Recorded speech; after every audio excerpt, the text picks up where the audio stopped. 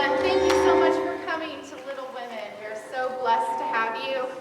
This has been a journey, let me tell you. 2020 thought that it could take down this play, but we proved it wrong. We're here. So praise God, everyone is healthy and ready to perform. So thank you so much for braving this and coming out and just being such a supportive audience. We really appreciate it. We are going to have a brief intermission.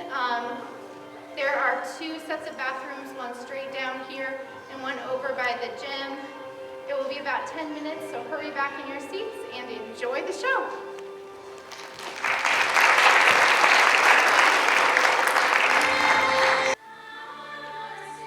Once upon a time, there was a mysterious land called India.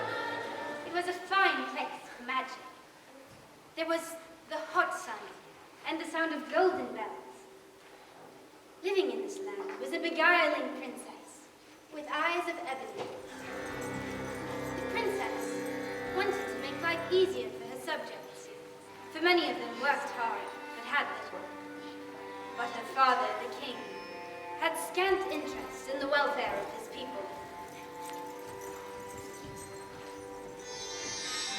The princess liked to go down to the banks of the river to watch the rippling water and think of ways to help her people.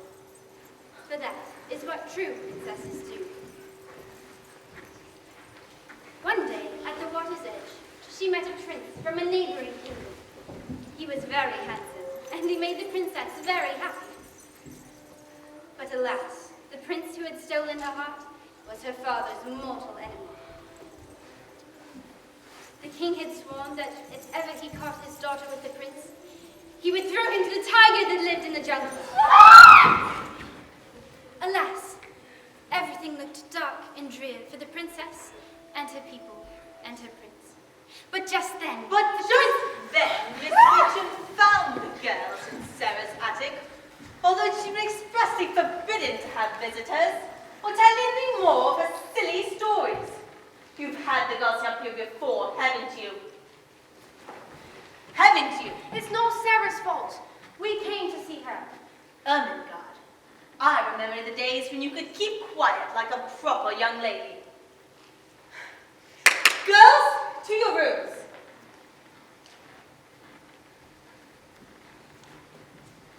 You little drunk! You know my orders. You and Sarah are not to be friends. Now get out of my sight and away to your room. Tomorrow you'll shine every shoe in the school to pay for what you've done tonight.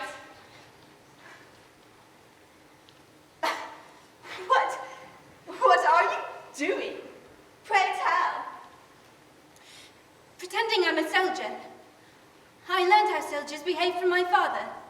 They never cry nor complain. They stand up tall and straight, shoulders back, head high. I'm ready to hear my orders, sir. You are not a princess. You are a little girl. A ridiculous little girl. And every time you do one of these... Every time I pretend. Every time you do whatever it is that you do, you only look foolish.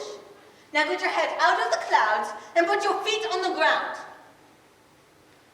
Yes, sir. Ridiculous. Ridiculous. Good day. My name is Ramdas, and I'm Alaska. This means that I work for a British man in India. But my employer decided to come back to England.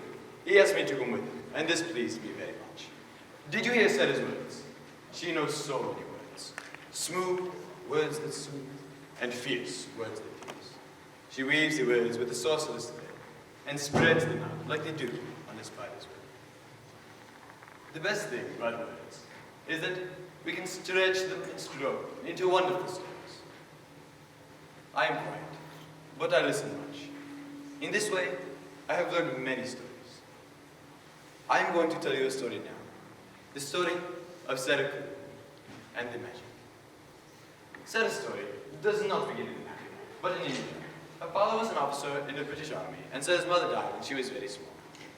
Sarah has a deep love for her father. All English girls born in India must go back to England to boarding schools to get an education. Captain Crewe put up party with his daughter for as long as possible, but he had to agree that she must go back to London to get a good education. The voyage on the ship is the second step in Seda's saga. It should have been a wonderful journey, but to Seda, the ship was but a prison. I will never forget India. I will never forget India. And she never did. Not the wind that sounds like a sigh, nor the depth and breath and sweep of the sky. I pledge I will never forget India.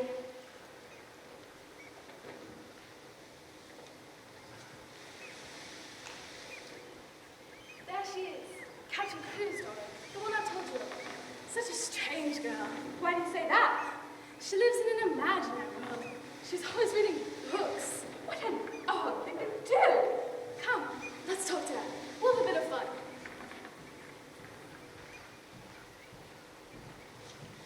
Good day, Miss Crewe. Perhaps you're having a good day, but I simply can't say the same. That's why I must refuse your greeting. Why, whatever's the matter? My life will change completely when I leave this ship. I would like to pretend that it's a grand adventure, but truly I cannot. I must resign myself to what will be. Resign yourself? What a big word for a young girl. I know all sorts of words. You find good words in books. I prefer reading to gossiping. Our father was lost in the army. We were just visiting our families. Now we're heading back to England, and I simply cannot wait. India is so strange. And hot. Horribly hot. Terribly hot. You have to carry hats on all the time, so if you don't burn your skin. Indeed.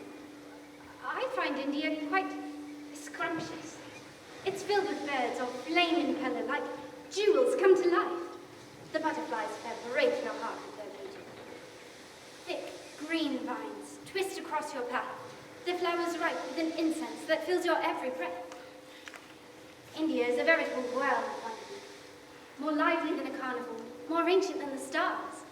You just have to look at things with the right eyes. I was always asking the elders to tell me stories of the elders. You could look into their faces and see the centuries passing by, or see the magic. India? Magical? India is the most objectionable place. Absolutely objectionable. Indeed. It's simply filled with creepy, crawly things. Well, there are little creatures dashing and darting here and there, but they're quite funny. Why, even snakes have an evil magnificence. They lay there, coiled and quiet, shining like copper in the sun. Then they sight their prey. Silently they unwind their sinuous bodies. They lift their heads. They flick their tongues.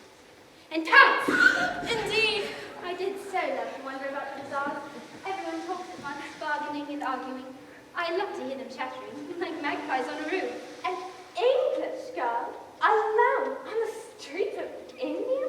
My ayah always accompanied me. Still, it just isn't done. Indeed. Your father should have taken better care of you. My father takes excellent care of me. I presume you are heading to boarding school? I am, unfortunately. Well, boarding school is not the place for pretending. If you want to fit in, you had better get those fanciful ideas out of your head. Because if you don't, you can be sure that the other girls will have the headmistresses. And then you will be in a fine kettle of fish. Indeed!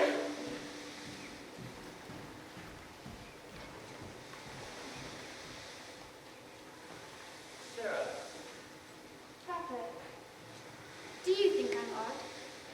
I think you're the smartest girl in the world. You're my clever little princess. You'll always be. I know I'm English, but I'm part of India too. I sometimes feel as though I'm a part of every living thing. As if I've been anointed to share my stories with the world. And sometimes, I feel as if my princess is some mysterious creature who has emerged from some deep recess of the earth to stay things a bit and fill my life with joy.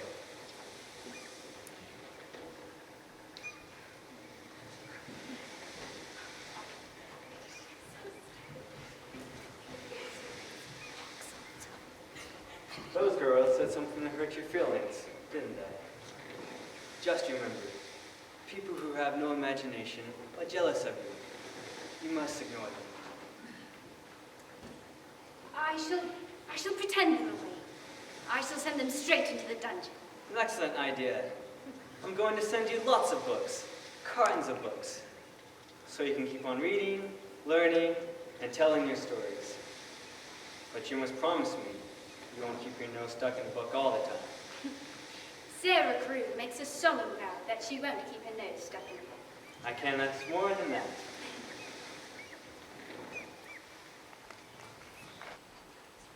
Captain Crewe had just a few days before he had to return to a ship that would carry him back to India.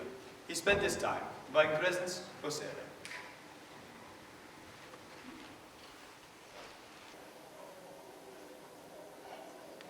Boy, where are you?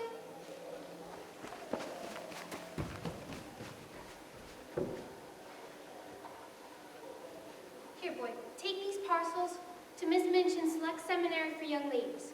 And hurry up.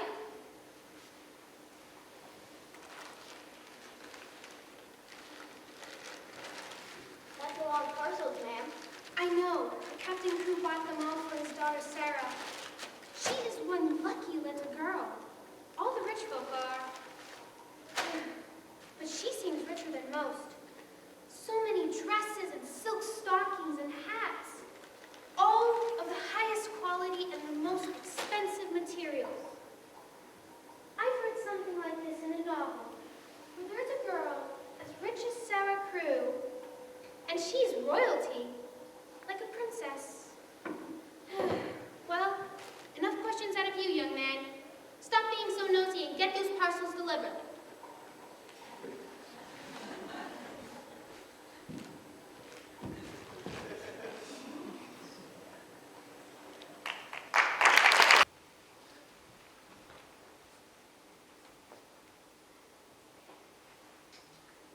So, this is Miss Minchin's Select Seminary for Young Ladies.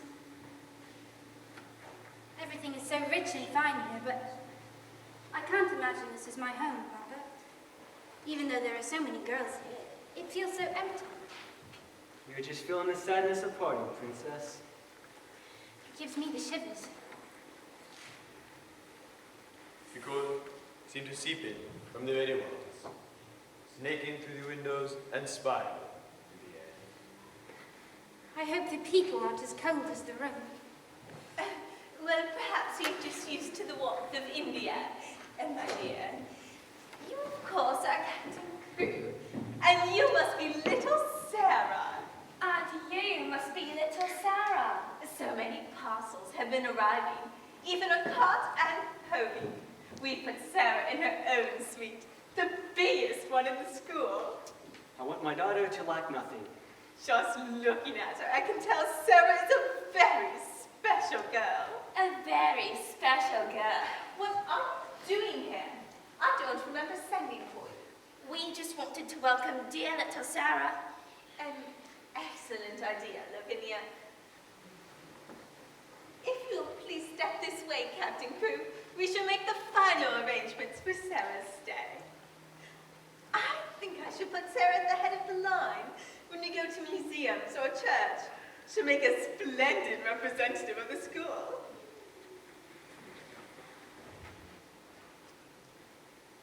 I walked at the head of the line before you came along. I was a show pupil. You probably planned it all out just to insult me. I don't even know what a show pupil is. You'll go to teas and luncheons. Miss Minchin thinks that if her show pupil is impressive enough, more people will send their daughters here. But of course, Sarah is such a special girl, such a fascinating girl. Of course, she's so special and so rich, she'll just go swanning about, her nose in the air. Oh my God, don't you think our special Sarah puts on airs?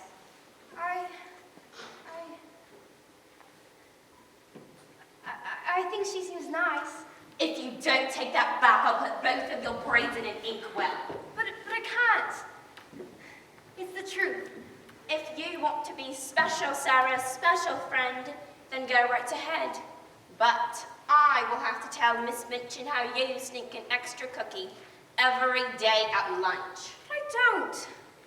It's your word against mine, and everyone knows what a dunce you are. I've wasted enough time on special Sarah. Come, girls. I said, come, girls.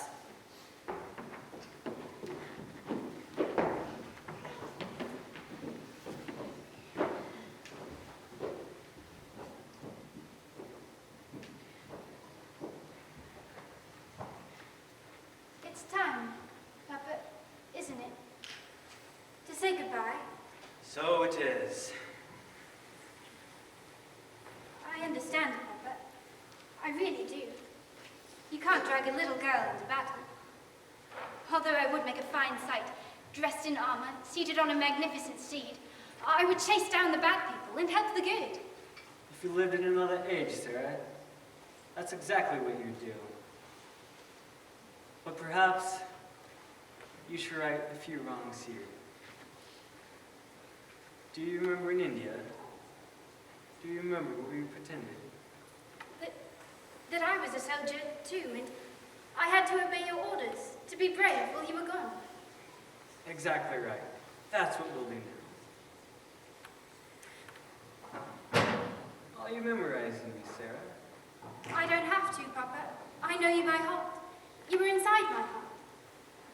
We shall pretend that I'll only be going away for just a little time. When I walk out this door, stay as you are. Do not turn around. So we shall have no final goodbye. Not ever. Will you do that, my sweet Sarah? Will you help make it easier for me to leave you? I will, Papa.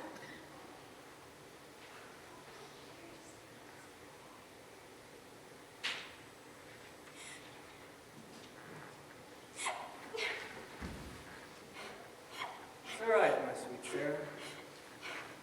Keep your head high, your spirit strong, and remember, you are my little princess, now and forever.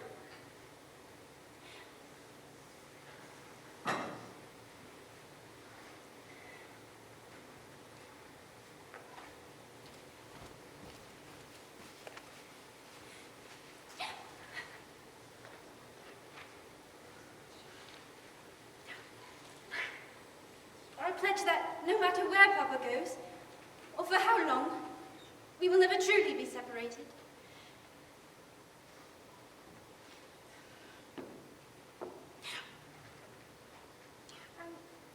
I'm very sorry about your father, Sarah. I thought you might need some company, but if you don't, that's fine. I'll just go away. I'm very good at disappearing. No, please don't go. I could use someone to talk to just now.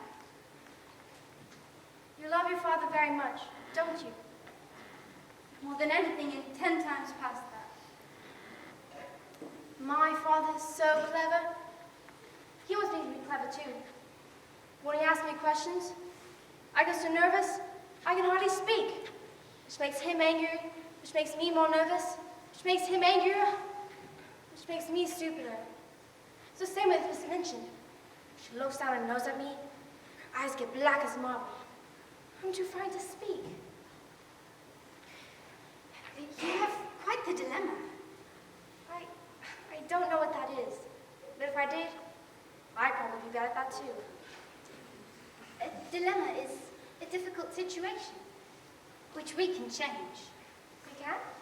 We will. Your name is Ermengarde, correct? Ermengarde. Why, it's like a name in a fairy story. Ermengarde. It is sort of pretty. There. You've just taken the first step to liking yourself. You really should, you know, like yourself. I should? You're a very likable person. I am? I'm so glad you came out to speak to me. That's just what a nice person would do, and you did it. I did. Would you like to meet Emily? Who? She's my special doll. I named her even before I saw her.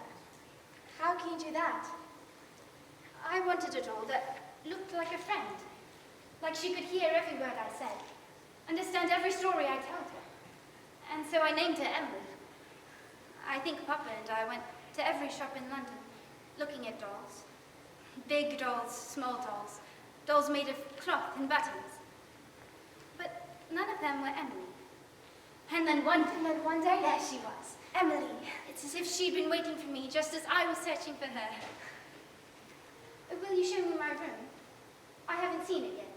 Yes, it's extremely Sublime? exactly sublime.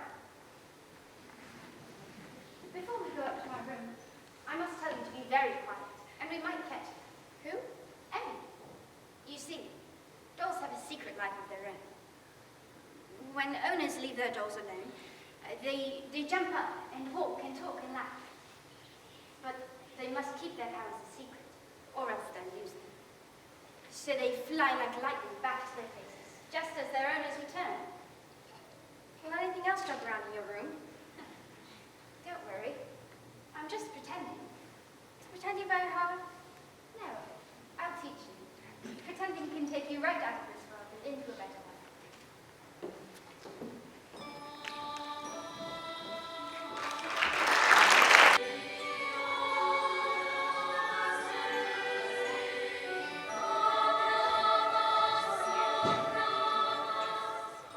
Emily was too quick again. We couldn't catch her.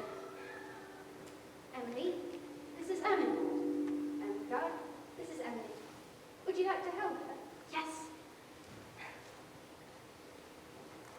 My first pretend will be that I live in a small cottage with roses on the door. I have a kind mother, and a father who never says a cross word. I shall have to pretend a great deal while my father is gone, especially at the beginning. But I imagine even the bravest of soldiers gets afraid sometimes and has to pretend that he's not. So that's what I'll do. Pretend I have tremendous courage and that nothing frightens me. But I have a pain in my heart, love. I feel as though I'll turn into a block of ice while Papa is gone.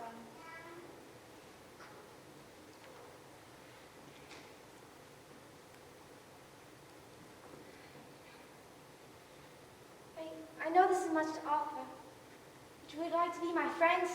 My best friend? I've never had one before. Maybe I could help melt some of that ice in your heart. What a kind thought, Lemongrass. I deem you my extra special best friend.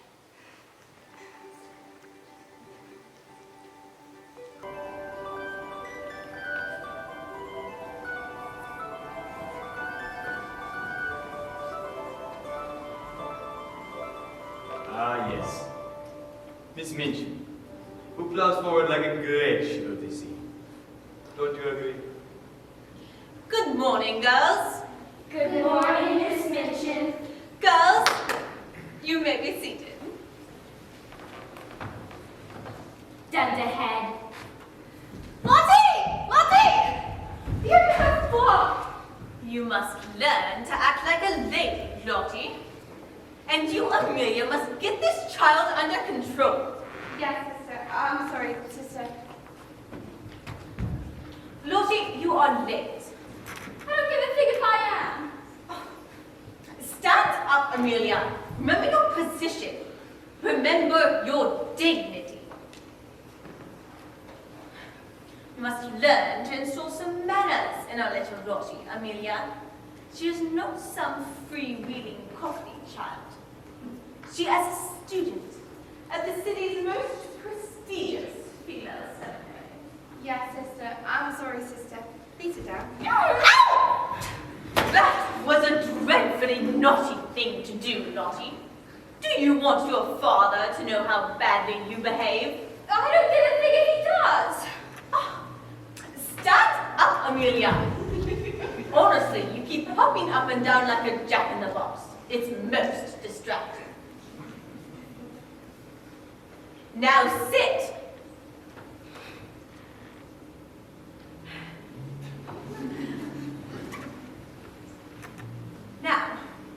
to better things. You will notice Miss Crew is not with us this morning. A small miracle. Lavinia Manners.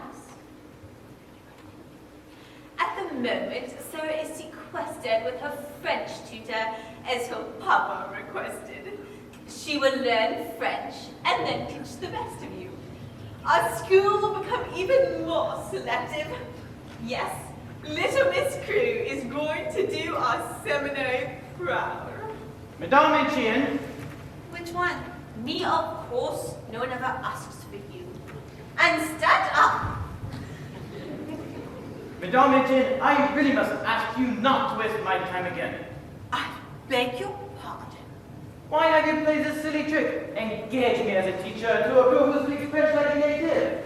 I am not used to being duped. I will make sure this story wins its way up and down and in and out and all around the city. Oh.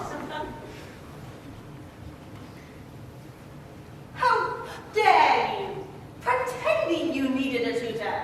But I didn't. I tried to tell you that I did. She tried to tell your sister that she speaks excellent French. But when you wouldn't listen, she told me to tell you. But I couldn't get your attention. You said I was blathering or babbling or something.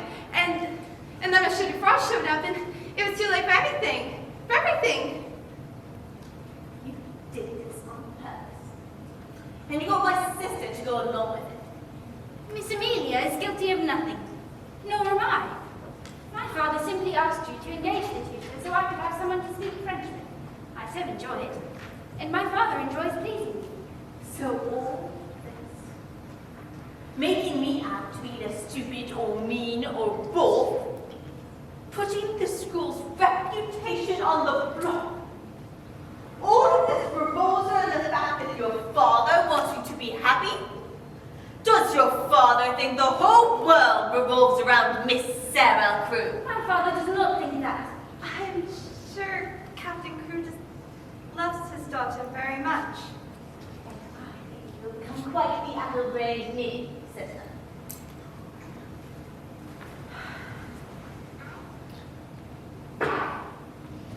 Oh, class dismissed.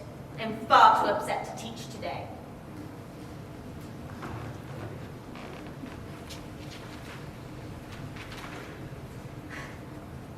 I sometimes think that Miss Crew, that little snip of a girl, can see right through me. Pat, she can. She seems to know things the others don't. I think she's quite wise. Nonsense. Oh, what to do? What to do? Shall I punish her? Her father dotes on her. And if she doesn't like it here, he'll take her elsewhere. And her money. Please keep the girls occupied today. I have some thinking to do. I'll try, sister. I suppose that's all I can ask.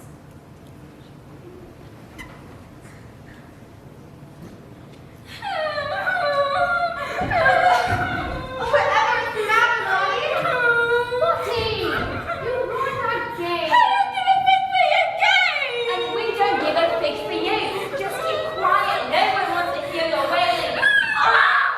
You little brat! Oh, come now. That really isn't it. Ow! She might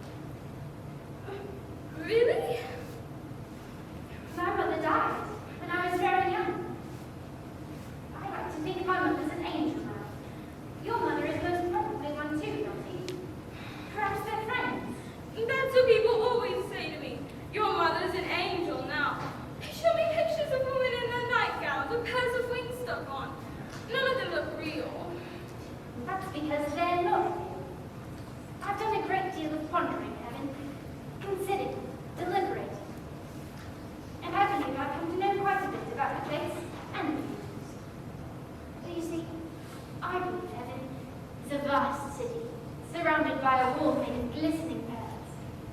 There is peace there, true understanding. There are fields of flowers everywhere, and the children love to race about.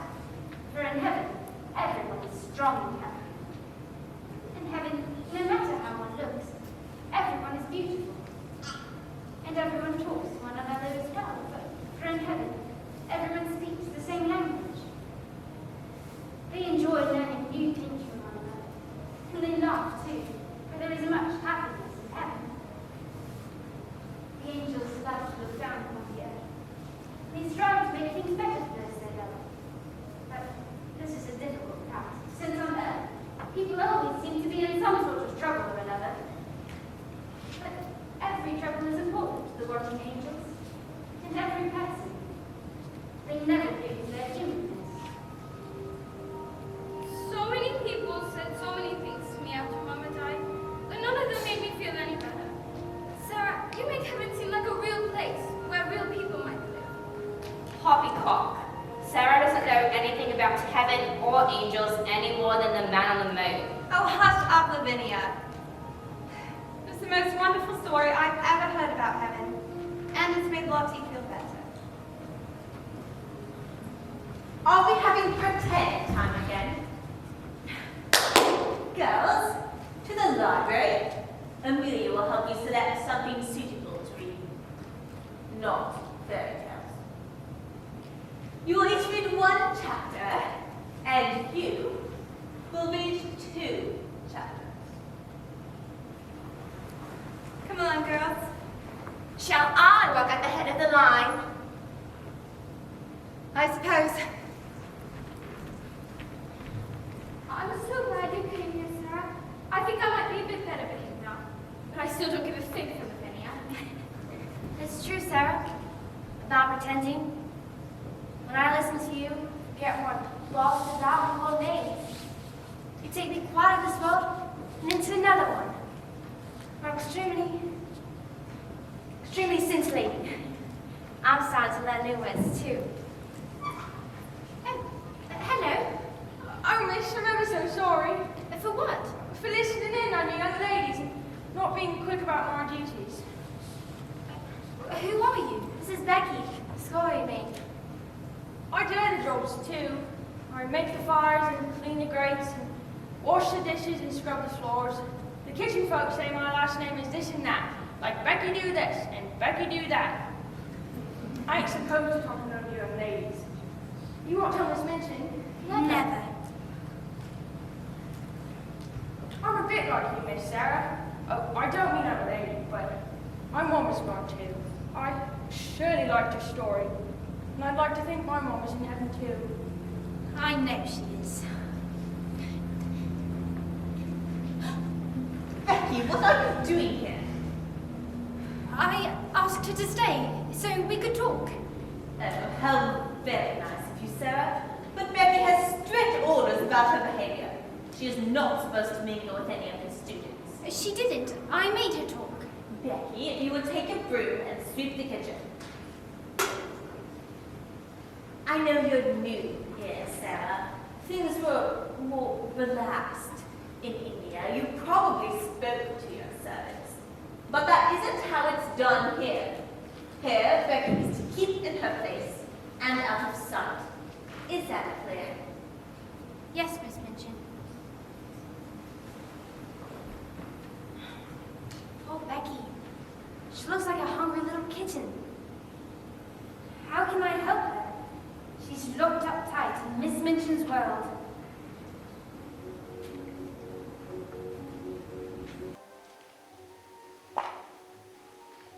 Sarah ruminated, contemplated, and meditated. What to do about Becky? To ignore her would be cruel, and to talk to her would only bring her harm. And then, as it often does, fate stepped in.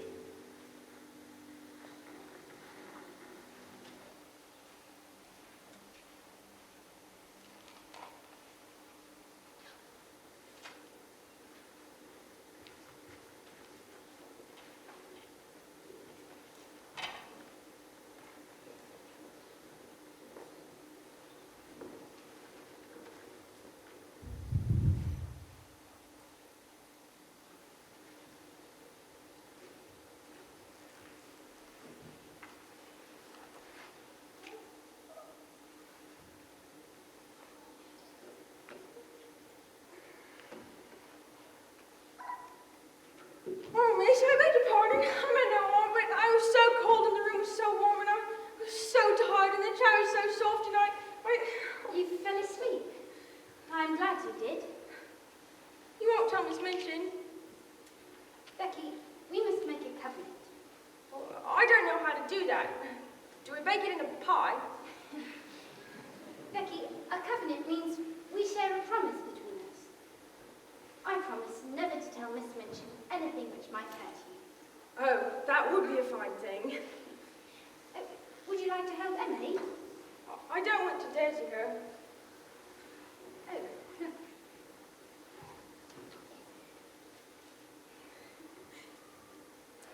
There. Emily, this is Becky. Becky, this is Emily. I'm sure you two shall be very good friends. But she ain't... I mean, she ain't a real person. Is she? No. But sometimes I pretend she is. It takes away some of the loneliness. You, miss? How could you be lonely or sad? Your room is like a palace. I would trade it all away, Becky, to be with my father. Are you done with your chores? Can you repose a while? Well, I could if I knew what that meant. It means I'd like you to sit where it's warm and keep holding Emily. Oh, what if I dirty the chair? I shall clean it. What if somebody sees me? The hallway is quiet. Everyone's asleep. I always am the last to go to bed. Would you like some cake? Smuggled it in for a late night snack. Would you like cake? Who doesn't, miss? I never do get to eat any. Sometimes I pinch a bit of dessert if the cooker made anything. Becky, I'm going to bring you some dessert every night. You need a champion, Becky, and that's what I shall be. I shall be like King Arthur, or Lancelot, or a brave princess. Your words are so beautiful, miss, but I can't make heads nor tails of them. You need someone to make your life better. I've seen you sometimes, when I'm spinning a tale, swooping ever so slowly to listen to the end. I sometimes pretend myself. I pretend I live in a warm house with two lovely parents. I toast my feet at the fire every night, and I get to take a bath once a week. My clothes are all silky soft, and my mom smells like flowers. She brushes my hair every night, 100 times. I know it's a sorely silly thing to think, wearing these comfortable clothes with coal dust on my face. Oh no, Becky. It's quite wonderful. But you should come here every night and have a bit of dessert and get some sleep and hear a story wrapped in a warm blanket. Becky, you and I are really just the same. Girls who have lost their families. You are my champion, Miss Sarah. Really and truly. You've given me the world tonight. What's the story today? I can't go to sleep without one of your stories. I do have a story about the world beneath the sea. Sounds most bewitching. Shall we all pretend we're mermaids? Yes. Close your eyes. Imagine your long, lovely green tails. All about you is a hazy blue light filled with striped fish and spotted fish. Fish that give off a golden glow. The mermaids chase one another through the undersea grottos. They churn the water into a froth. You have long, shining hair. All mermaids have long, shining hair. They like to comb their hair until it looks like silk against their velvety skin. All mermaids can sing like a heavenly choir. Often, they perch upon a great rock, combing their hair and singing their siren songs.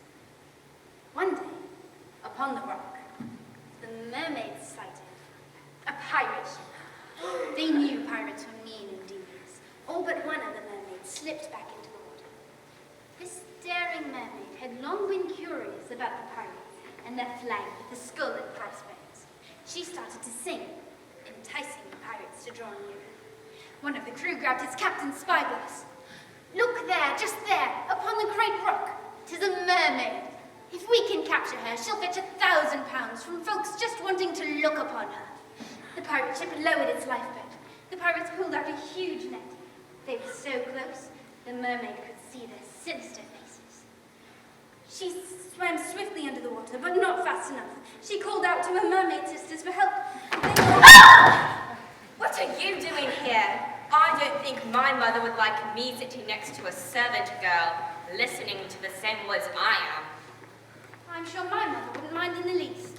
Your mother is dead. That was very cruel of you, Lavinia. Becky, you may stay. Now let's get on with the story. Would you like to go a faraway place, Miss Amelia? I think I should. I know I would. I never said that to anyone before. I would love to have grand adventures. But if I listen to Sarah and I learn how to pretend, I can go anywhere I want to. And maybe someday, I can go for real. Goodness, I just finished that whole speech without sputtering. Or stuttering, nor getting red in the face. Sarah, you've brought us a wonderful gift. The art of dreaming, of believing that each of us has a story, and all of our stories are important. Madame Mermaid. I must admit, sometimes when I'm telling my stories, I sometimes forget where I am. I actually see and feel like I dwell with the pharaohs in ancient Egypt. Or perhaps I'm a centurion in the Roman army.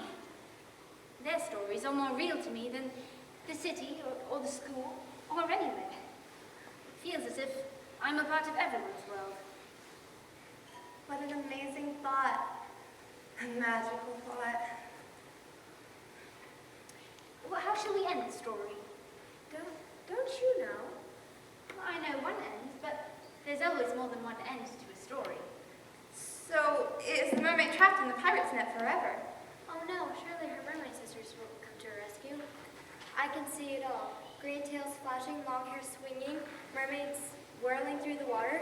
But perhaps the pirates summon more men. Evil men with rings on their ears and swords on their belts. Perhaps one even has a patch on his eye and a parrot on his shoulder. They throw nets over all the mermaids. But then, an octopus comes along. He wraps his long arms around the pirates, and he drags them to the bottom of the sea. And then the mermaid is free, and she and her sisters start singing again. That's wonderful, Miss Amelia. It was quite good, wasn't it? What is Becky doing here?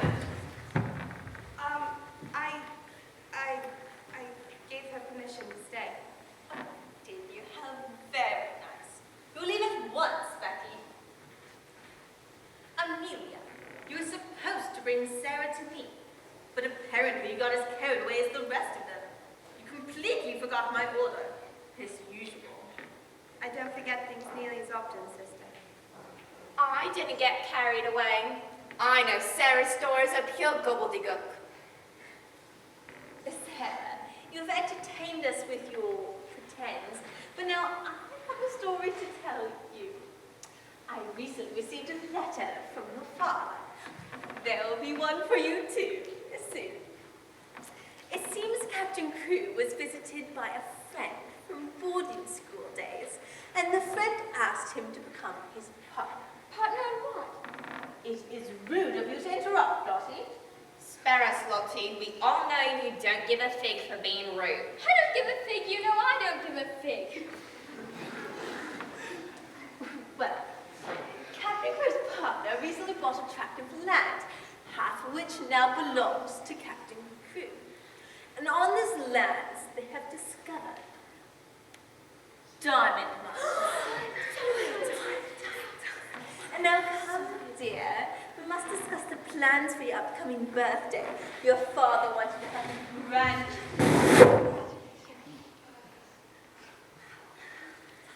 Sarah's father will be as rich as a king now. Which means that Sarah will really be our little princess. Imagine the brave mariners with their picks. Imagine them traversing through the labyrinths and tunnelways and secret passageways, down, down, down, to the deepest depths of the earth, to find the jewel chambers. It's like something from Arabian Nights. I think it's all piffle. Maybe Sarah and I will have dynamite someday. And me too. I won't be left out. You never are, but we do try. You don't think Sarah is going to have any time for you now, Ermengarde? Of course she will. Tommy rot. She'll be so busy with her balls and picnics and banquets and concerts and luncheons, she won't have any time for us. While we sit here with our dusty old books! Do that again, Edwina. No, pull your out. You'll be rolled! Go! Calm down. It's okay.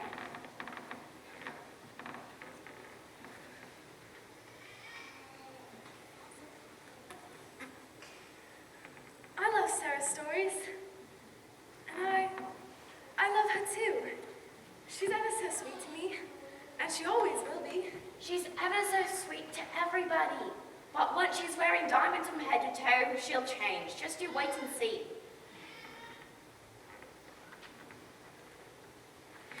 Good morrow, Your Highness. Please don't be silly, Lavinia. Oh, really?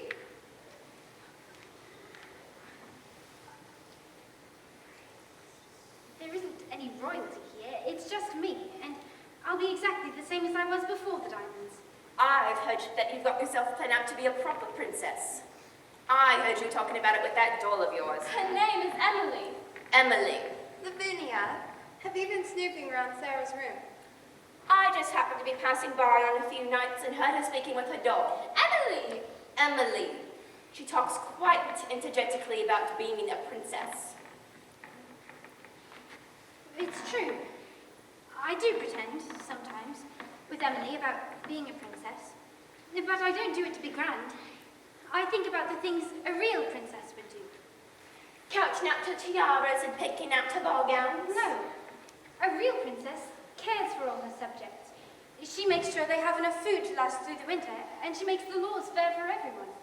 My father says a real princess keeps her spirit strong and rights the wrongs she sees. And that's what you've done here, Sarah.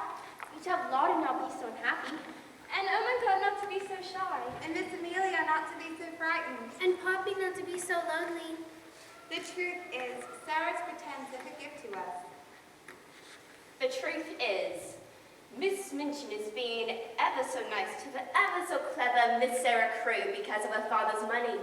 If he ever lost his fortune, it would be interesting to see how Miss Minchin would treat her special little show pupil.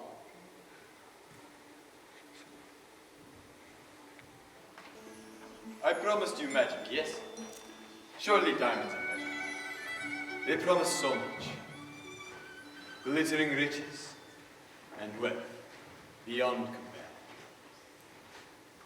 Men claw through rock to find white fire, but only to have their fingers dried away, one by one. Their dream dashed on the thought of some improbable scheme.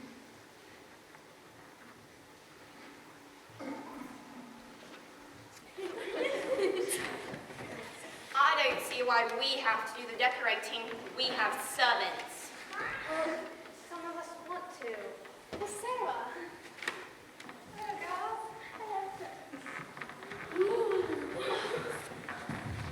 Oh, girl. Have you set it down and then you can look at it.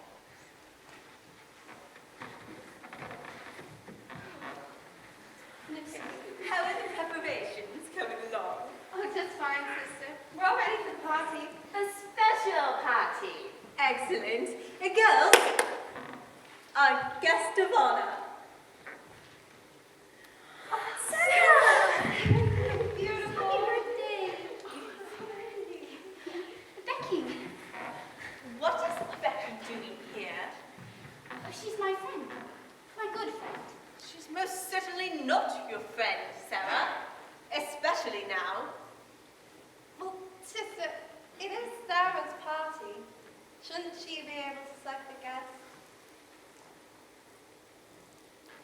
Very well, Becky. You may stay.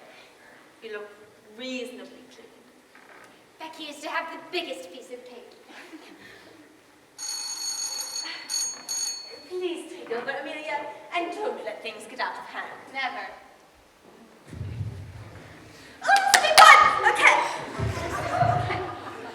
Beauregard, light the candles, please. Okay. We shall now sing happy birthday to you, and you can make a wish, and we can cut this delicious looking cake. What does she have to wish for? She has everything. Perhaps I'll wish for the one thing I don't have and want most of all. My father. In his last letter, he said he was ill. Perhaps I'll wish that he feels better soon. Come, girls.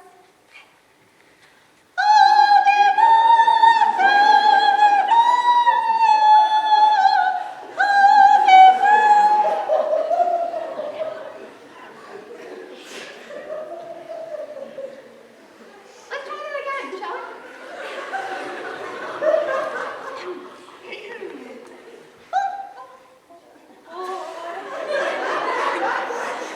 Happy birthday to you. Happy birthday to you. Girls, you go quickly to your rooms. Sarah, you will stay. We need to talk. Amelia, you may go as well. No, I should stay with Sarah. I have a feeling she needs a friend. Sarah, this is Mr. Barrows, your father's solicitor. He has come to inform us of a situation that has arisen. What situation?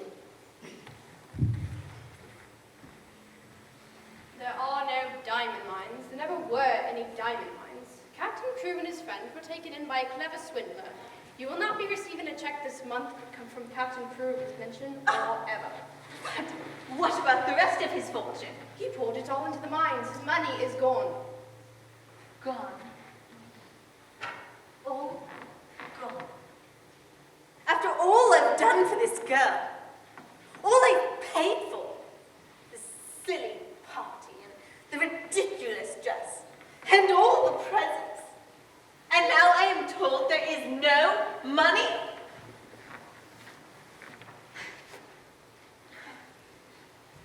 Mr. Barrows, doesn't your firm have some responsibility for Captain Crewe's death? Absolutely not. I have fulfilled my legal duties. Beyond that, Barrows and Skipworth have no obligation to Captain Crewe or his daughter. Well, I have no obligation either. I have been robbed and cheated and made a fool of. I have a mind to turn out in the streets right now. No! I wouldn't do that, Miss Minchin. Word might get out how you need your pupil a beggar. I suggest you keep the girl and make use of her. She seems a healthy child. You should be able to get a good deal of work out of her.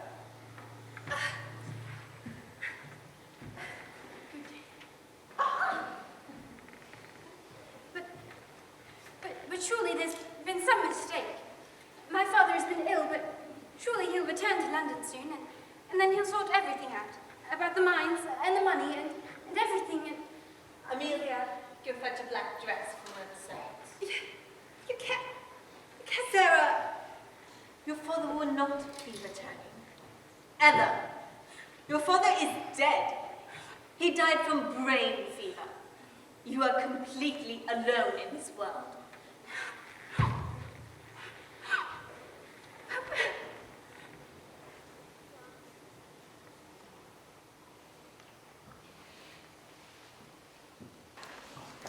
So, we have come full circle, you and I. The girls sent Skirty from this to Ash. Said a story. The last story that you had spin to the girls. Left unfinished.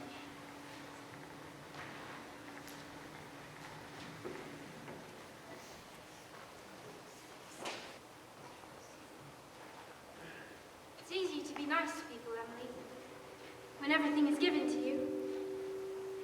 But when everything is taken away, that's the challenge. We've been thrust from the soft world we dwelt in.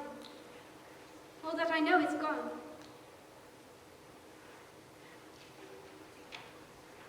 You've got me, Miss Sarah, for always. So I do, Becky. Thank you for reminding me.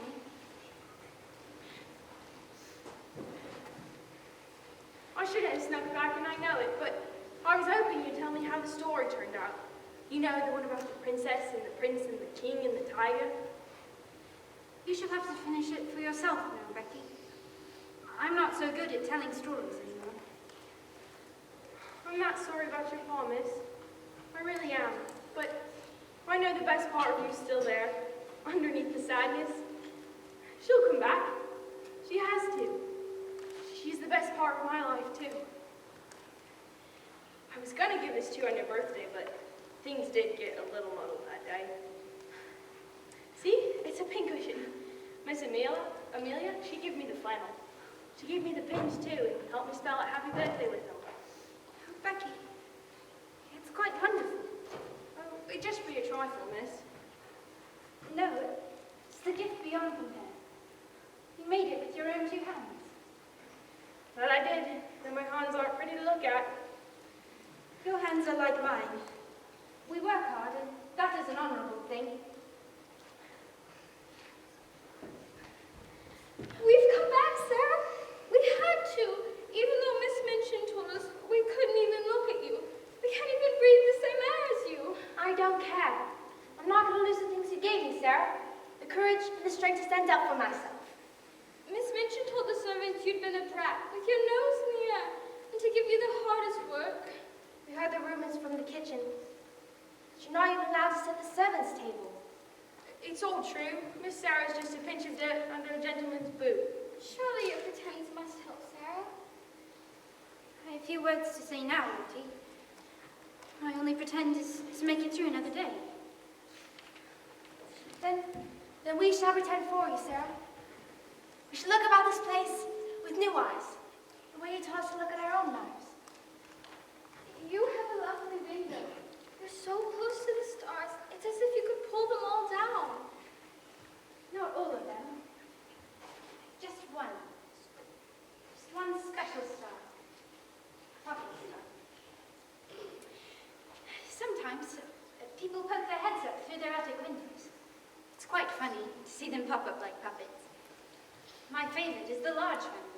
How big are they? They're not big. There's just so many of them. I've counted the parents and 8 children so far. You live in a nest, Sarah, with the birds and the trees. That could be your pretend. I'm not in a nest, but locked away. Miss Sarah. I know. I'm in the Bastille. Is that a place? It's a prison. A famous prison in Paris. Let me have you tell the story, Sarah. The French Revolution is rising and roaring all around us. The common folk have thrown the nobility into the Bastille.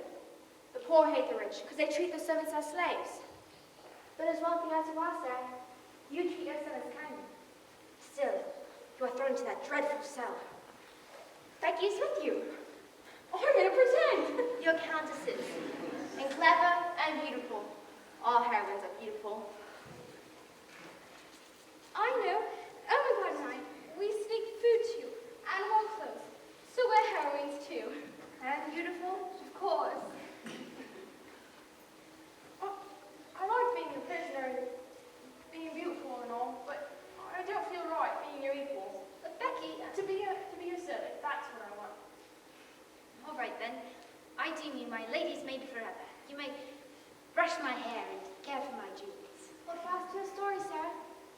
The way you held fast to your other pretense, like being a soldier. Remember, you're a prisoner now.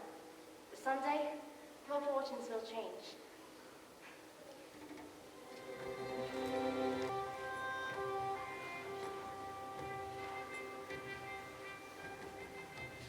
When the girls came back to visit me tonight, Papa, it gave me a spurt of hope, a spot of happiness, but disappeared when they left. I'm trying to be your little princess, but I can't do it.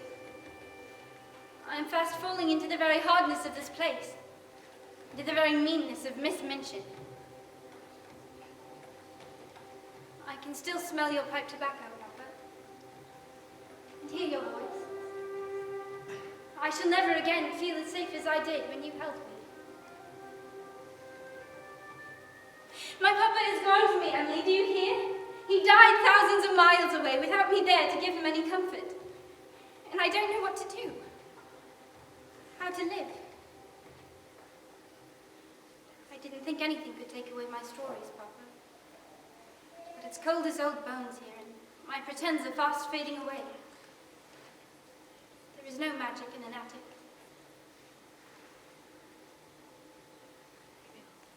Of all the things that Sarah was forced to do, running errands was the worst.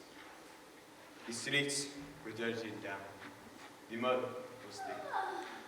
And she knew what the sight she made. People looked down on her, full of pity, which she could not bear. She walked the streets, head down, eyes at the ground, heart beating in shame, hope gone. And then one day, as it often does, fate stepped in, for coming down the street were some of the large family. Did you see what Baby Jack did yesterday? What did he do now?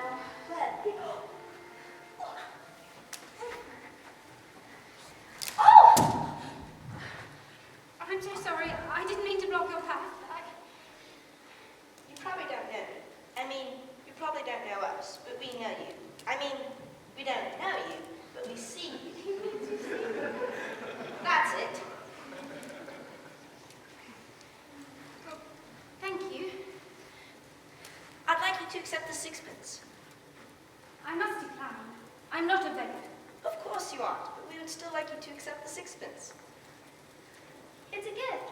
You can buy some food. Not that you need it, Of course not. but maybe we might bring you a warmer coat. Not that you need it. Of course not. Perhaps we could bring you some better boots, too. Not that you need them. Of course not.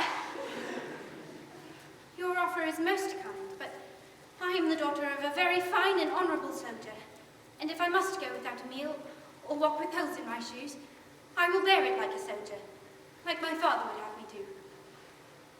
Perhaps you would accept this coin in honor of your father, as a tribute to him. Under those conditions, I shall accept your gift. Thank you. You were most kind. My father will like you.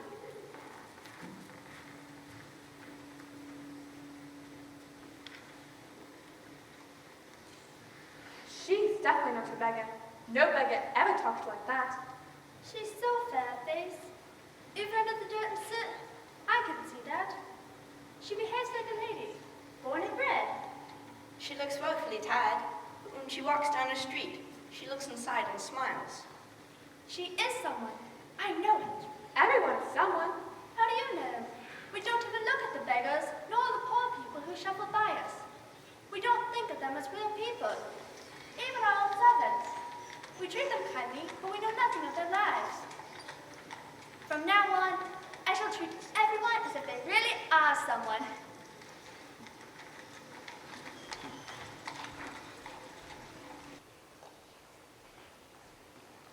Sarah did not know that the large family wondered about her as she wondered about them.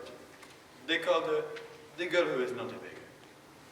Are we ready again for the long finger of fate to stir the waters?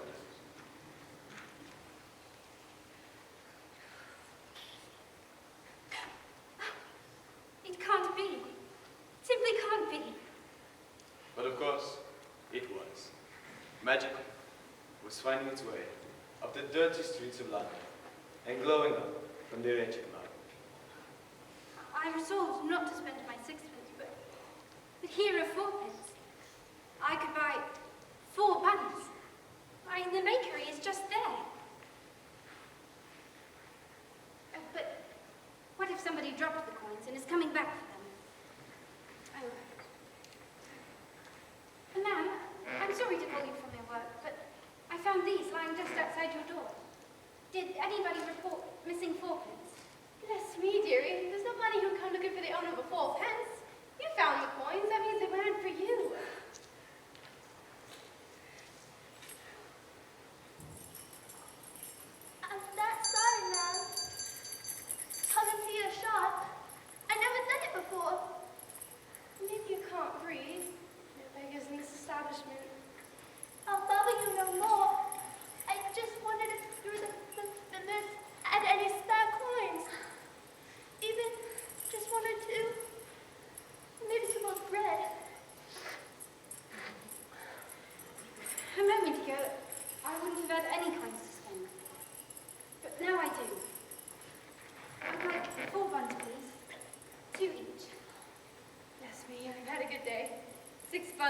join us all.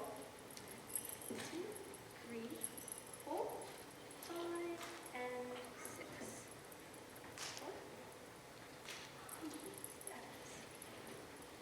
If you can hold them all.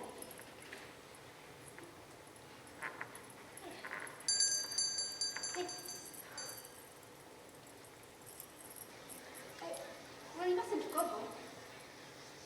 Although, I probably would. I have.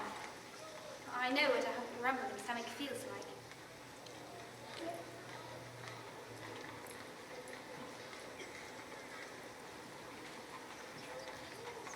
Once, I had tried enough not to tend to my food, like a dog with a bone. But that disappeared a long while ago. I added Papa 32 once. He laughed and paused. I'll save this for later. You'll eat it now. We'll have some more for later. But miss, that leaves you with... It leaves me quite well. Now go on. Tell me about your family.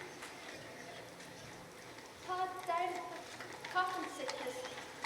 Folks said if he had a little more sunshine, he would have lived. My father has lost me too. He is my first thought in the morning, my last thought at night. Here, you're shivering. Lean on me. There we go. Go on. Man tried every which way to get a job, but no one would hire her on. Folks were coming to work, dragging a child. So Ma'am started begging. She couldn't think of nothing else. One day, the constable arrested her for loitering. Do you know what that means, miss? Standing about with no place to go. Dirtying up the street, the constable said. He drug her off. Ma'am gave me the few coins she had and the tambourine. Told me to run. The constable couldn't catch both of us. He took her to the workhouse. Folks get ground up there. There's nothing left that matters. Here. Take these two. You need them. Now, it does make me happy when I'm given something to share it with one another. I'm that grateful for the food, miss. It's a miracle, it is. The baker helped me, so I could help you. That was the miracle. Or perhaps it was magic. Or maybe they're one and the same. Now perhaps you can go back into the bakery, just for a bit, to get warm. Now I must go or I shall get a stolen. You must keep the shawl, to remind you of our met.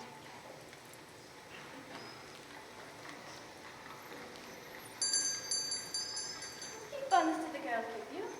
Fine, man. She kept only one for herself. That is an unusual child. Come here, girl. I'll give you a decent meal and somewhere nice to sleep. And it's on. You can do a few chores for me. So long as we wash the dirt off.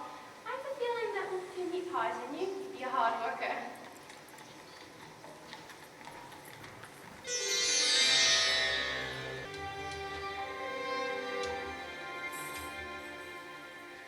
It's easy to be nice to people, Emily, when everything is given to you.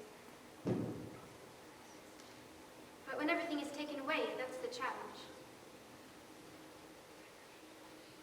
Look at the sky. Look at the crimson clouds, melting and drifting, changing into castles and clouds, castles and mountains and fields of fleecy sheep. It's awesome, said, because we're the only ones in the whole house who can see it. But tonight, the sky is different. Tonight, the sky is perfect. It makes me feel special. Well, no, it makes me feel as though something special is about to happen. Excuse me, miss. You were in Lascar. I am indeed. My name is Ram Das. I am your neighbor. My employer and I moved in yesterday. I'm Sarah. It's so good to see you. It makes me think of India. Who is your employer? Is he an army officer? Maybe a merchant. Is he young? Is he old? like to come in. Or perhaps it's too difficult. No, indeed. I can slip it easily. This is where you live? Yes, this is my cocoon. Mr. Thomas Carisford is my employer. He is English, but he lived for a bit of his life in India to tend to his business. He is a good man, but he has been ill for some time. He is on a search. He is just a sliver of a chance in this vast universe to find the person which he is seeking. Why, Ram Dass, you have a monkey. We do indeed. He is Mr. Carisford's delight, but he is a stubborn little creature, and he goes where he pleases. Perhaps he'll come visit me one day. Perhaps, on his own time and pleasure. We moved here because my employer is fond of the Carmichael family. It's a large family. I call them that because there are so many of them. They always seem so happy together. They do indeed. I stopped by your window today to tell you that there was a large mouse rooting about in my room today. When he saw me, he ran across the ledge and disappeared into your lodgings. Huh. Melchizedek. That's what I've named him.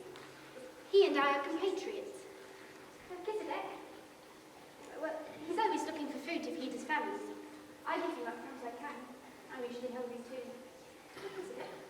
Miss Minchin does not feed you? Oh, well, not willingly. I have to depend on the scraps the cook leaves out for me.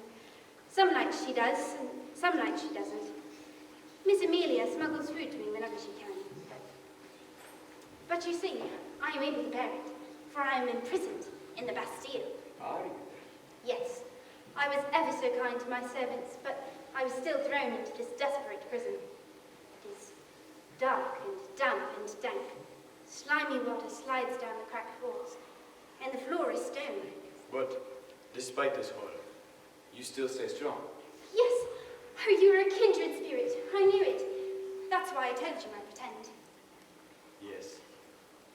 Our world rests on stories. And everyone has a story.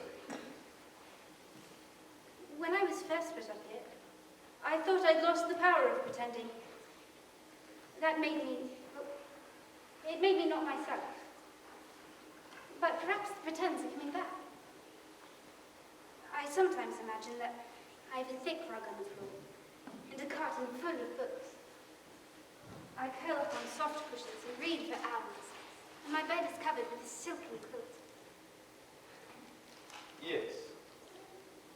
That would be a fine change. Do you believe that good thoughts can find their way through windows and doors and walls? I do. But I have seen such things in India. Perhaps I will tell Mr. Carisford about the pretense. It might push away the darkness for a while. And I shall think good thoughts about your employer. Good night. Well, do come again soon. I get lonely. I shall certainly come again to this prison in the sky.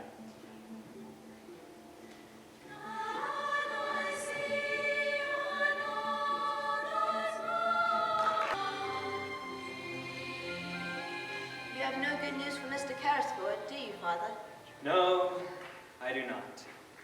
I wanted so much to bring him some comfort. We had that one lead, that one clue, that the girl can speak French like a native. I was so hopeful that Paris would be the end of our search.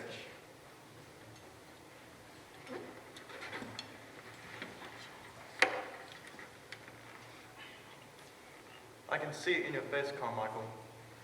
The girl is not in France. No, my friend, she is not. Where to go now? What to do now? Madame Purcell did tell me a Russian couple had recently visited her school and adopted one of the girls that were orphaned. Russia? Do you think that might be where the girl is, Father? I think I must find out. If your father has no objections, I will send him out again as my emissary. Can I ask you to do that for me, Carmichael? Journey's so far away. Of course. If one of my own children were missing, I'd go on searching until I found one. You've been a good friend for many years. I can't do any less for you.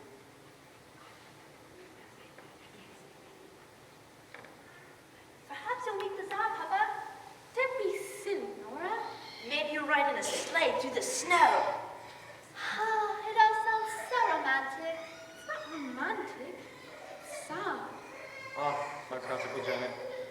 It is sad. One man searching the whole world for one girl, one solitary child in a universe full of children. I must know, Mr. Casford. You must always know everything. That's because there's so much to know. Agreed. Ask me what you like, Nora. I'd like to know the whole story of the Galaxy. I'm afraid I'm a bit tired to take that on. It saddens me still. I suppose it always will. But Ram Dass is a born storyteller. I will have him tell you the tale. I will try to give you the truth, seen through my own eyes. Now, you know what a successful businessman Mr. Carrisford is, but like others of his kind, he enjoys seeking out new opportunities. So should I. This is not your story, Nora. It is, in a way. Real love, true happiness. We all search for that. Mr. Carrisford was approached by a man who said he had several tracts of land containing diamond mines. Naturally, Mr. Carrisford was intrigued. I was so sure of success. I asked my old friend from school days to become my partner. He already had a good deal of money, but of course, the thought of diamond mines stirred his spirit. We both put our fortunes into the venture, but at first it seemed the man we had trusted was a swindler. We were told there were no diamond mines, and there never had been. Perhaps out of disappointment. Mr. Carrisford and his partner were both stricken ill with jungle fever.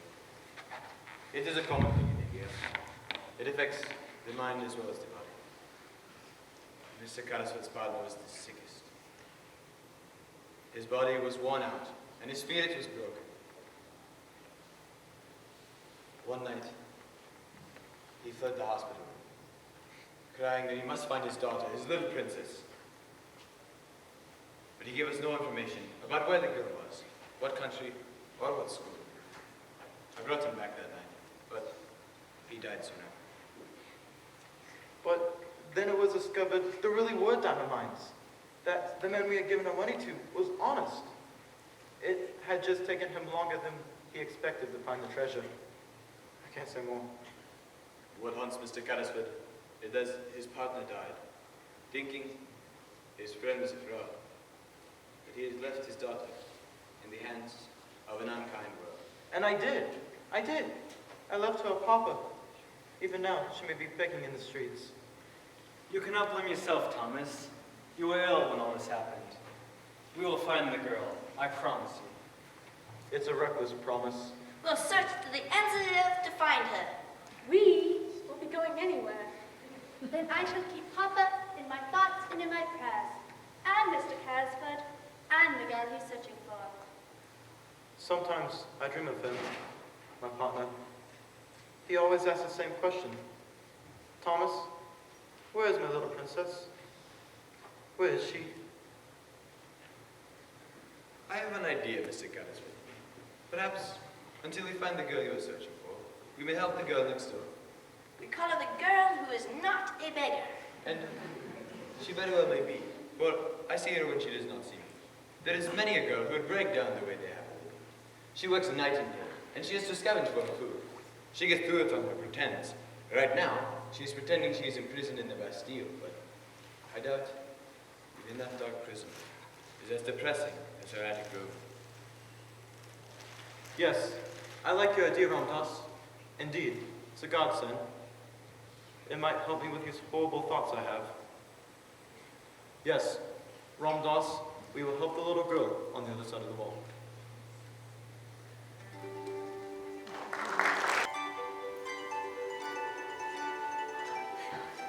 Surprise, Sarah! We decided to give you this magnificent feast. How is this possible? We told Miss Amelia, and she thought it was a grand idea, and swore to tell her sister nothing.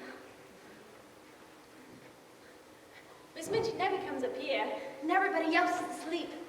My mama set this huge hamper full of treats. And I looked around the attic for all the plates and such. Baby told us how it's been. You're strong for so long, Sarah. And now you're so weak and weary, miss. I am, but the worst part is that I'm feeling hopeless. Her real princess would be strengthened by adversity. That's why we planned this special treat, We decided that you're no longer in the Bastille, but you're still a countess. Me and Lottie have journeyed to your palatial estate for a magnificent banquet. I know I'm still your handmaiden. That's my calling. I deem you my lady's maid forever. I've been reading about Queen Marie Antoinette. Becky, you must pat her mistress's hair till it is white.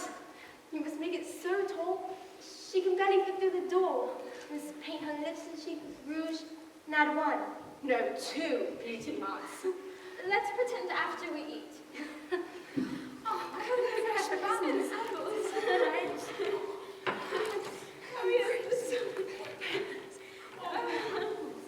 I didn't know there was that much food in the whole world. It's Miss Minchin. I told you, Miss Minchin. I told you they were planning something. I heard them whispering. Even when Lavinia told me, I didn't believe her. I couldn't imagine such flagrant disregard of the rules. Becky, you will leave this house at once, immediately, with no references. Miss Minchin, you simply cannot punish Becky. Oh, can't I? It's all my doing, all my idea, not my food. Tish tosh, Ermengarde. You're not smart enough to have a plan like that. Oh, yes, I am. My father said the smartest girl in the world, and I'm certainly smart enough to know that you're nothing but a howling, toss-me-nosed, stuck-up traitor. Ermengarde, what would your father say to you about language like that? I think you say I was quite correct to stand up for the rights of the less fortunate. Oh, insolent. All of you, insolent.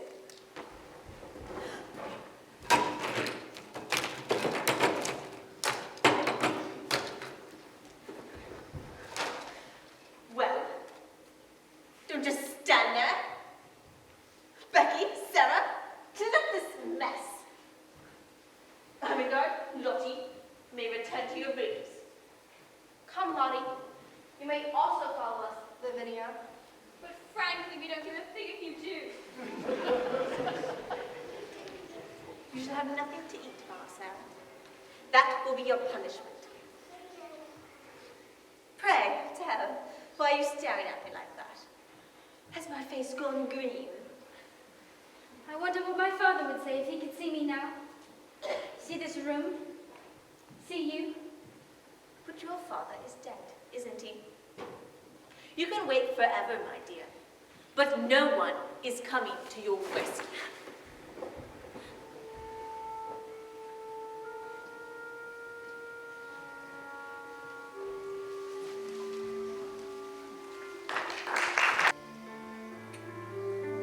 I slipped in the mud today, Papa. Everyone laughed at me. All my parcels tumbled into the street. I tried to clean them, but the cook yelled at me and said I was clumsy and stupid. I walked the streets like some poor imitation of a person. My head bowed, my shoulders slumped. I kept the sixpence as a symbol of who I am, but it's oh so hard to do what you asked of me. To keep my head high and my spirit strong.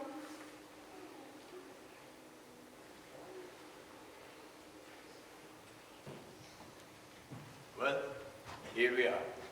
It is time for the magic. At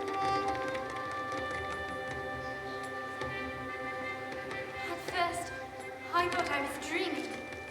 I was so warm and I could smell toast and bacon. But the food was really there, all of it on a magnificent table covered with a snow-white cloth. I called Becky to join me. It was a true feast. I learned that word last night. There was a warm, soft carpet under my feet. In the corner was a carton full of books, and there were soft cushions to curl upon and read. And my bed was covered with a silken quilt. There was even a fire in the rusty old grate.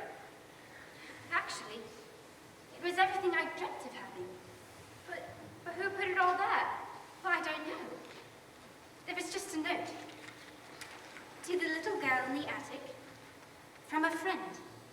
A friend. I have a friend outside these walls. Perhaps that means I could have a life, too, beyond my chores and outside this house. Whatever happens today won't seem near as awful. I'll just remember sitting before that warm fire, eating every crumb. I told everyone about your silly party last night. I didn't think it was silly. I thought it sounded grand. They Wish didn't. I'd been invited. They didn't get to eat any of the food. It's odd then. They look so happy. It's a trick or something. You should be absolutely miserable knowing what you're facing.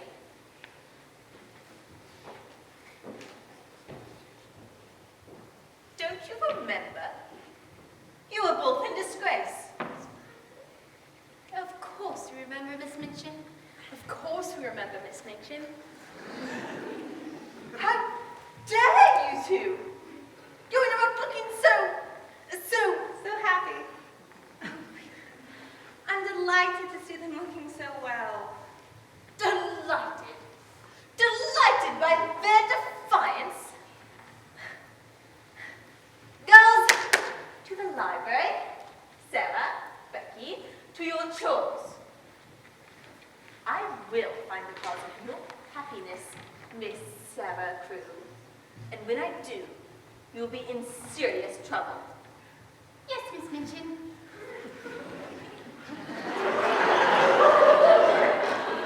Sister, you can't go around punishing people because they're happy. But why should they be? Especially Sarah. That's the real question. It certainly is. You've certainly done your best to keep them from feeling that way.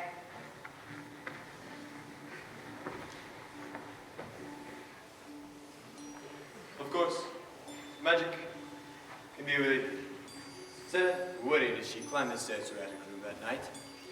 But it was all still there, and more. A beautiful lamp gave the room a rosy glow, and a delicious dinner was set out on the table. On the second day, there were beautiful pillows and warm soft pillows.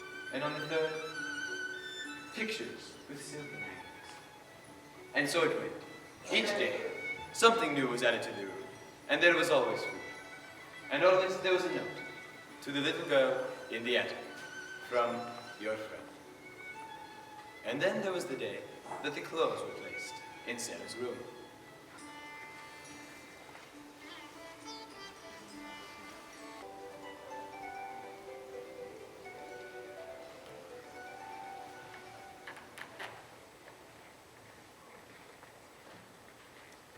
Where did you get those clothes, Sarah?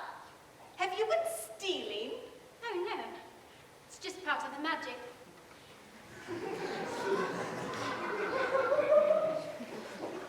Just more for silly blathering.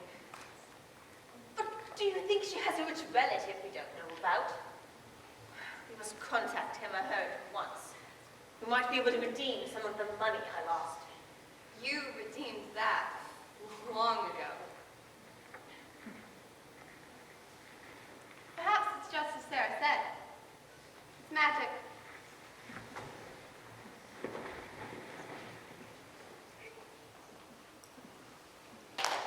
One day, Sarah said aloud in her room that she would like some writing paper and a pen.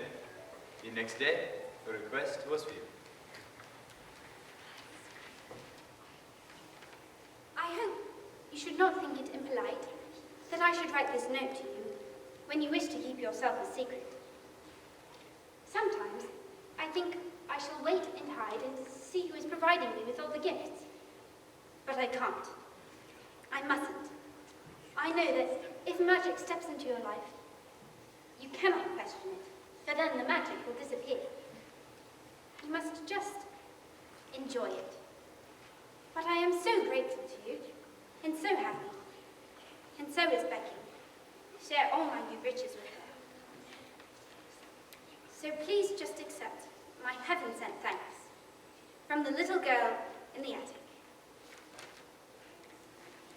The next day, the note was gone.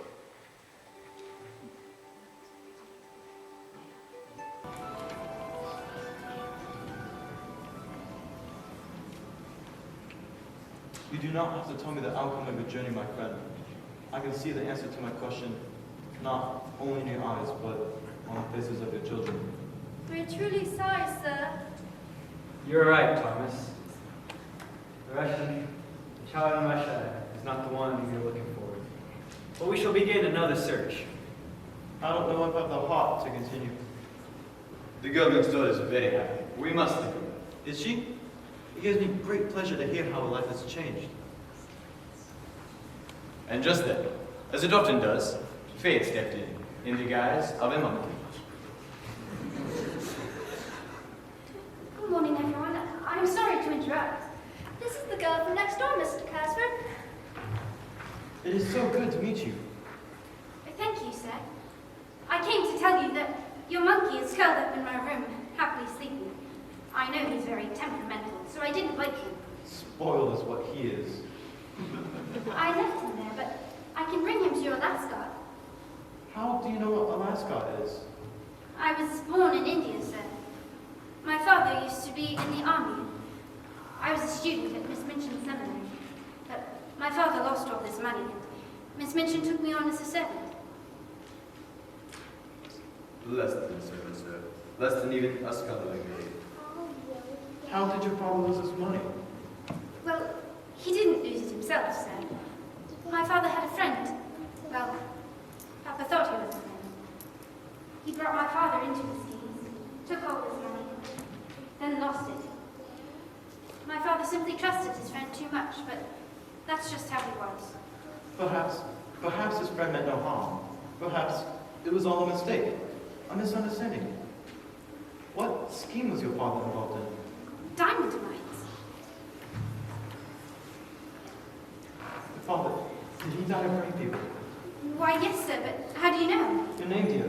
What is your name? It's Sarah Crewe, daughter of Captain Ralph Crewe. And your father, he called you his little princess, did he not? Why, yes, sir, but how do you know? He... Carmichael, this is a child. What child would that be, sir? The child I've been searching for. I was your father's partner, but I didn't betray him. The diamond mines were real. But by the time I found out, your papa was dead. Why was it just here? Just on the other side of the wall. Oh, are you all right, sir? I'm afraid a bit too much happiness has made me quite weak for the moment. So here you are.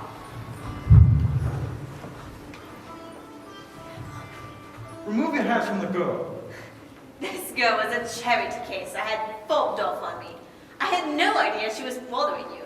Rest assured, sir, she will be severely punished. And take off those clothes, Sarah. They're not suitable for your chores. Those clothes came from Ram Das and myself. And great quantities of food. And many other pleasant surprises that you never climbed those stairs to see. You and Ram Das. You have been the magic. We have. Oh, you don't know.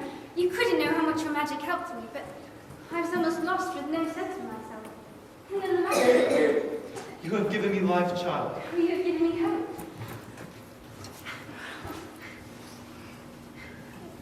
So, why would you give all of those things to this girl?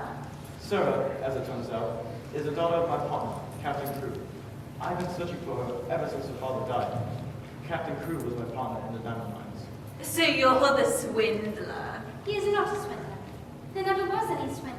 My father simply died before Mr. Carrisford could tell him. So, her father's money from the mines? All belongs to Sarah. Of course, the fortune has increased quite a bit over the years, and will continue to do so. Sarah, dear. I haven't spoiled you, but I was always fond of you. Were you? I hadn't noticed that. It's time. Sarah, you may visit with Mr. Carrisford later. Sarah is home, Miss Minchin. I am her guardian now. Captain Crewe left his daughter in my care. I will not allow her to leave my school, and her father's money will be placed in my bank account. I am quite sure I have the law on my side. I'm quite sure the law will be on Miss Carrisford's side, sir. Miss Amelia! I'm so happy for you, dear.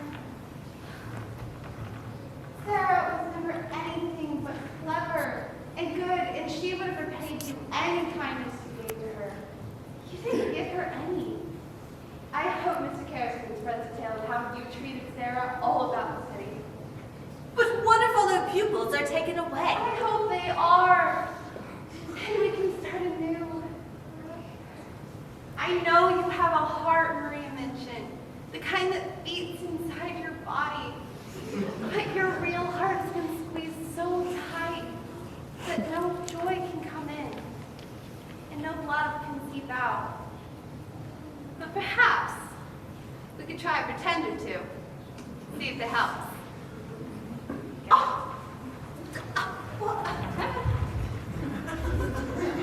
I can't replace your father, Sarah, but I can give you everything you've been lacking these last happy years. And I can promise to love my little princess in the best way that I can. I do have one request about Becky. Ah, yes.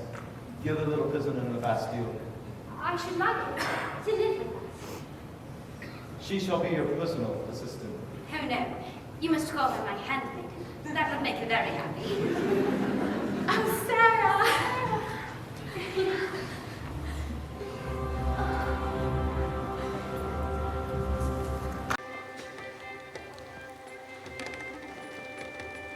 With Sarah at his side, Mr. Carrisford was soon well again. And the large family came often to visit. Of course, Lottie and Ermengarde came as well. Sarah no longer needed Emily, and gave it to Lottie. One by one, each of the girls came and visited Sarah. Even Lavinia slipped into the mansion once, but she did not smile. Our story is almost complete, but I have one last bit of legend.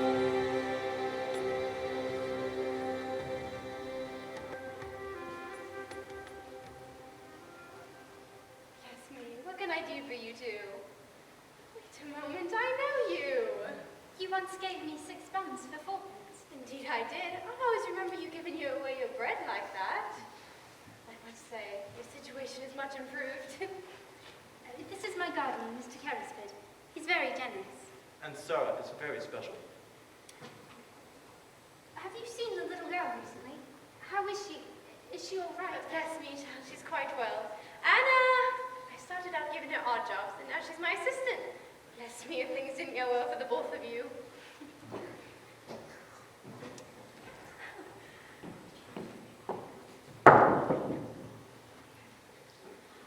You're the girl. You gave me 5 buns and only took 1 for yourself. I can never forget you. Oh. Ma'am, Bless me, dear, it's Mrs. Brown. Mrs. Brown, I have an idea. I thought that perhaps Anna could hand out bread and biscuits to the children on the street in need of a good meal. I thought that she might like to do it, since we both know what it means to be hungry. And I would be delighted to pay for it. I should love to do that. And I should like to keep the shawl. It has wrapped me in magic since the day I met you.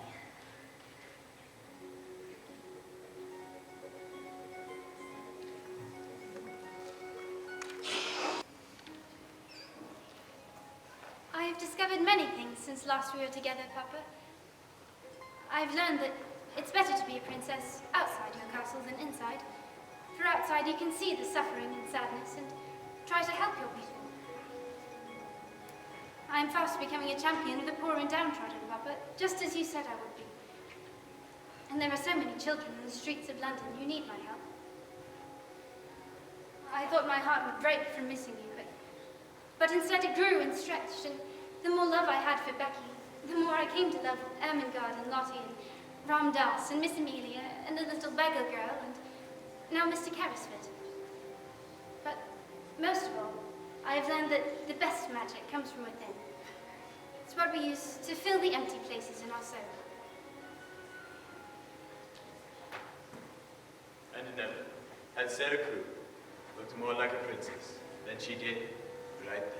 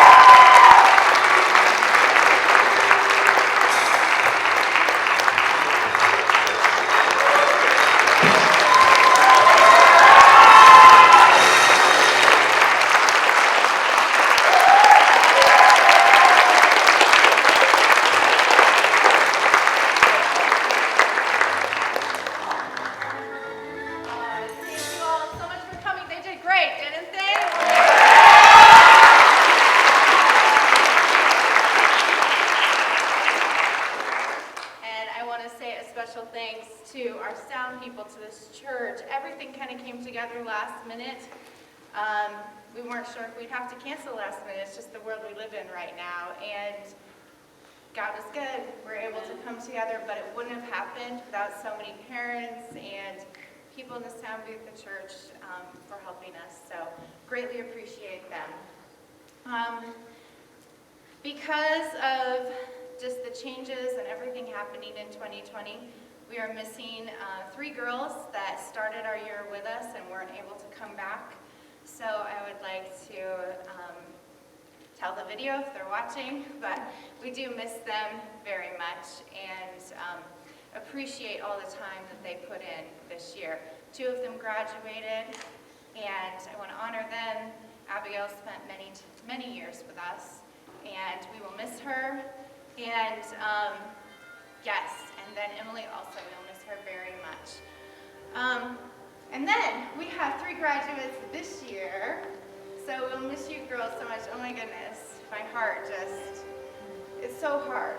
So Faith, you have been with us for a very long time, and I appreciate all the parts you have played.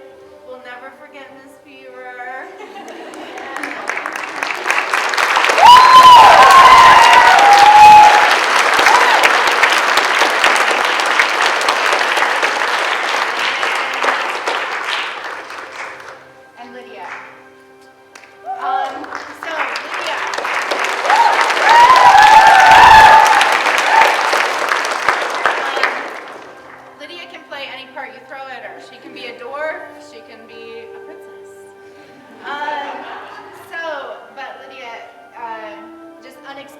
Graduate because we're not doing another play this year. So, love you. Thank you so much. And we have Anna. There you are. Anna came to us this year, so talented. She had to bounce around from many parts, and she did them all beautifully. And we will miss you so much, girl.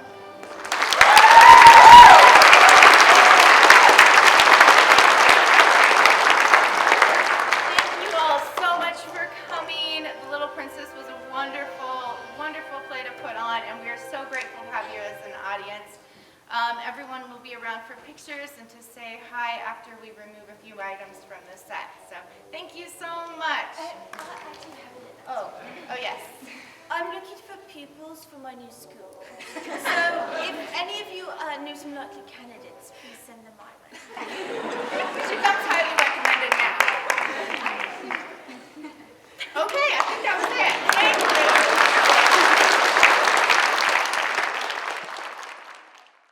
Thank you so much for coming.